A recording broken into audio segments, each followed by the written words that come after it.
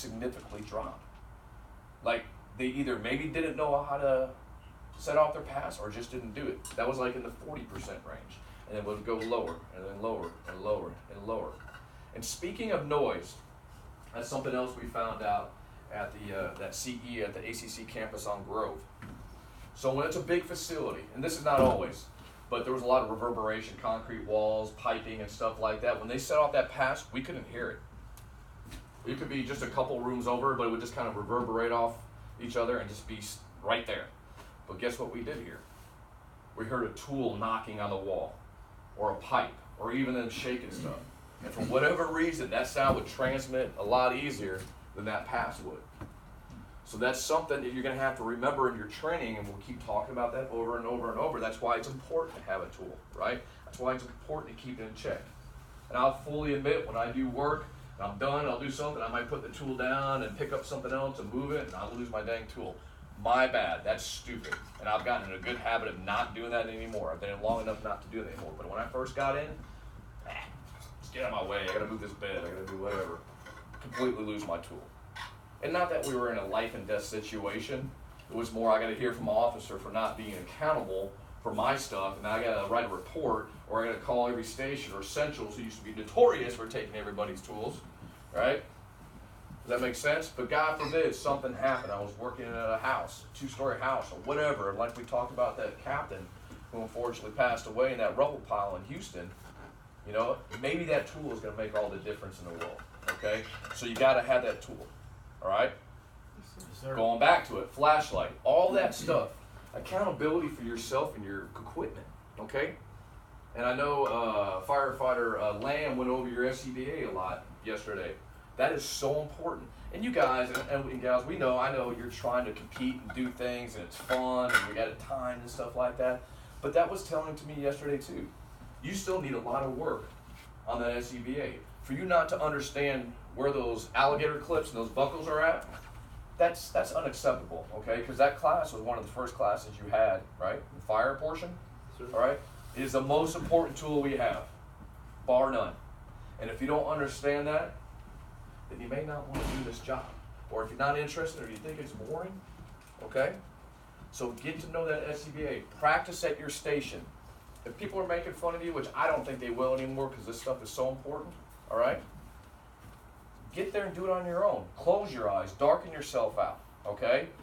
Feel the bottle. Get the orientation note. Keep putting it on. Take it off. Clip it in. Clip it off. When you check your bottle, when you get out there, okay, when you finally get out there in probation, hopefully out of this academy, that's how you should do it every single time. I guarantee you, all these guys, I know what they're at stations, and I know what their expectations are, okay? I know they 100% are behind that, okay? So hammer on that, big time. What's some of the other stuff we got to work on most definitely, while you're in your career? What did I talk to you about yesterday? Finesse over power. Finesse over power, but not only that, what's the other thing? It's just slow. Woosah, right? Calm, right? I highly recommend it. Coit was trying to sell me on it forever, this book, Deep Survival. Has anybody ever read it or looked at it? It's a good book, isn't it? I love that book. I actually go back and read it all the time. And you know what? Because I'm not great, I remember everything quote-wise. There's a section I keep pulling up. I had on my tablet, and I wanted to share it with you, but I'll kind of have to break it down just a little bit. The thing that you get out of Deep Survival, like I said, it's across the board. It's a bunch of different experiences from military, fire, cops, mountain climbers, all kinds of different things. And guess what it's all related to? Near-death experiences, or actually death, but how people actually reacted to them, okay? And there's two things that we talk about. We've already talked about the panic part, right?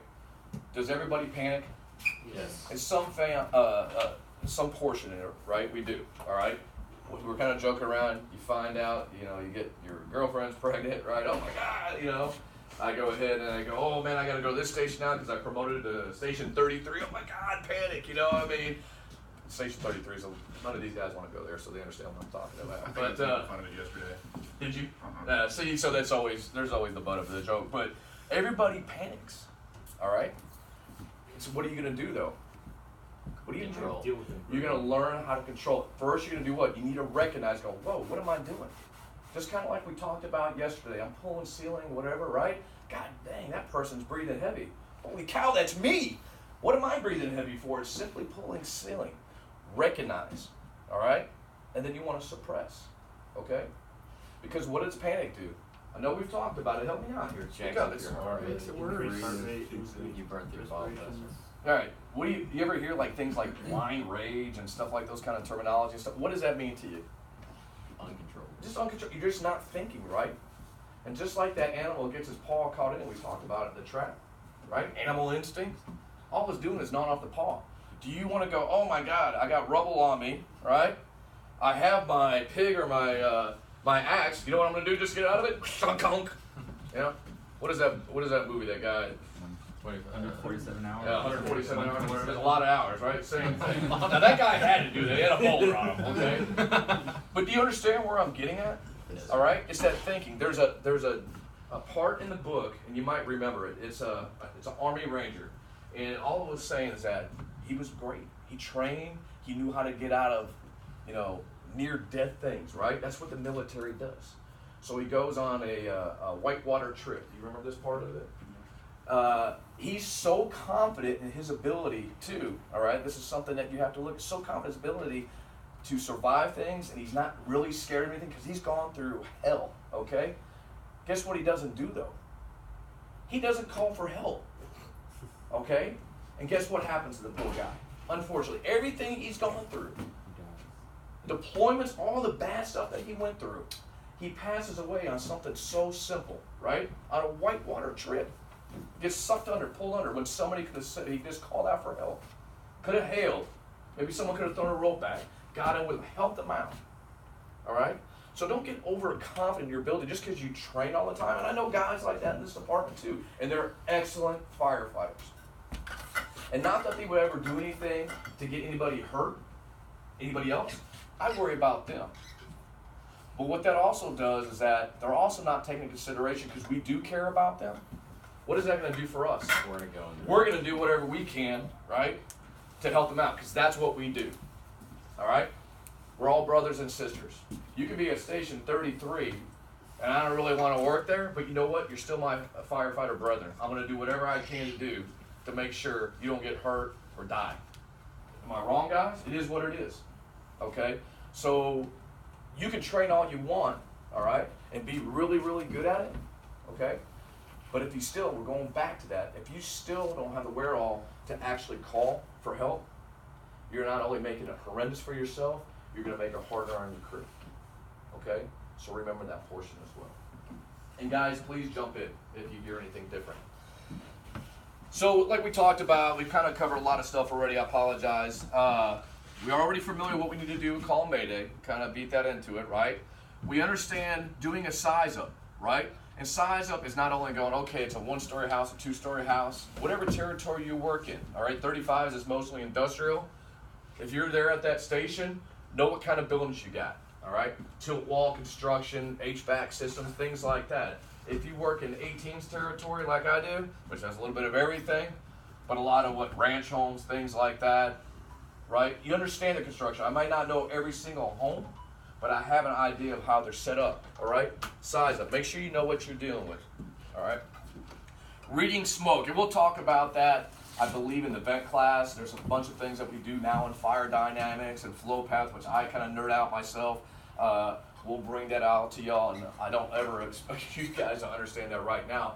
But like I said, if you don't know the proper terminology, you see dark black smoke pushing, right?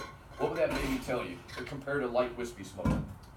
Intense fire. Yeah, right. It's angry, right? Just kind of dumb it down. It's angry. We need to be aware, right? Light wispy.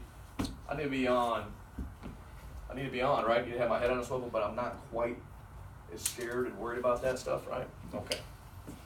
So we've gone through all that. We got all this set up. Okay. We understand we got to recognize. We've done all the training. All right. We understand we got to suppress our panic. So now, unfortunately, things are out of our control sometimes, right? We're inside a building. What if Chief Dixon, the gentleman I was talking about, didn't call for Captain Camus to come out during that fire? I can get it, right? So things are out of control. Tons of water to be put out there like we talked about. right? How much does a gallon of water weigh, by the way? 8 8 pounds. pounds. Right, so guess how much like an aerial will put out in a few minutes? Oh, man. A lot, okay? All right, put 4 aerials up, right? Might even have to be the building you're in. Maybe they go, you know what, I'm gonna go defensive, now I'm gonna go inside, okay? I knocked it down, now we're gonna knock the rest of the way out. So fires hit that building, I got thousands of tons of water inside, okay? Stuff's gonna happen, out of my control because I wasn't paying attention, it's gonna collapse. So now I've fallen in, all right? And so let's jump to that, the mnemonic of grab lives. Whenever we talk about mnemonic, do we need to go ahead and run through each letter in our head when we're out there? We want to have an idea what we're looking for, right? Just to remind you. Exactly. So gauge, what is that telling me? Air. Air. Simple enough. What did we talk about yesterday? That's why I was making you guys kind of work the whole time, setting things up. Watch your air. Then we would ask you, when you had to breach that wall, and you only had 500 PSI, did that make you a little, like, man, I got to get this done? And then what did I do? I was kind of cruel to some of the guys. They didn't pass at time. Guess what I made them back do? And then I could hear that thing go, and they went, oh! But that's actually good to learn, right? Yes, sir. Right? Because we all learn a little bit under moderate stress. That's how we learn. You need moderate stress. That's why they do that in the academy. That's why they do it in the military, right? That's why there's moderate stress makes you remember stuff, okay? So always pay attention to your air. There's a couple things that you can do when you're even fighting fire and you're not in a bad situation. How often do you check your air, by the way? Do you have a certain rhythm, certain time? Before shift and then I'm talking about on fire, on the scene. every time the light changes. Every time the light changes, okay, that's fair enough. They suggest, and I actually do it too, is like if I go upstairs, if I go downstairs, if I'm changing the kind of work I'm doing, I want to make sure I have enough air. He's younger than I am, unfortunately now. He's probably got better lungs than I do, okay? I don't want to ruin a good fire that we finally get for him, so I'm going to pay attention to my workload and my air and things like that. So certain times throughout the fire, there's no specific answer, but kind of get in your head, okay, I'm going up to the second floor. You know, it just becomes habit. I go back down. That goes, I'm going to go ahead and, I need you to, Paul, I need you to help me pull ceiling. Okay, cool. You know what I mean? Knock some ceiling out, get ready to move out, check it again. All right, crap, I'm old. I got to come outside. Okay, sorry, buddy. We got to go ahead and go to rehab. But does that make sense to you? So be very aware of that. So you want to always check your air gauge. All right, let's go run through this. The radio, right? That's something we need to work on. We never did that in academies several years ago. Be able to mic up, right? That's what we talked about. Think and then speak. Now that's easier said than done when you got some pile, a rubble pile in here, you're getting hit by a blast of heat, okay? But if you create that in your head, all right, and you get that habit, it's easy to do. If I can't get out on my radio, what else can we use? Hopefully you studied these policies. Have you studied the policies over this stuff? Emergency ID? I just gave you the answer. Where's it at? What does it look like? Orange button. And how does that work? You push the orange button for 1 second, and it creates an open mic for 8 to 10 seconds. Very good.